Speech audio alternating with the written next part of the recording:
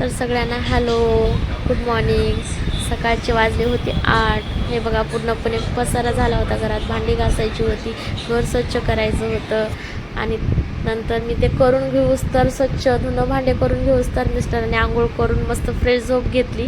मी भांडे वगैरे घासले, कपडे धुले, कपडे धुतल्यानंतर वाळत घातले गॅलरीत. त्यानंतर मी पण स्वतः आंघोळ करून घेतली, एकदम फ्रेश वाटत होतं. त्यानंतर मग मी स्वयंपाकाची तयारी केली, पीठ मळून घेतलं. मिस्टर माझी मदत करत होते स्वयंपाकात. हे बघा पत्ताकोबी चिरत आहे, इकडं चहा उकळत होता गॅसवर. त्यानंतर आम्ही रेडी झाले, मिस्टर पण रेडी झाले कामाला जाण्यासाठी, आम्ही दोघे पण.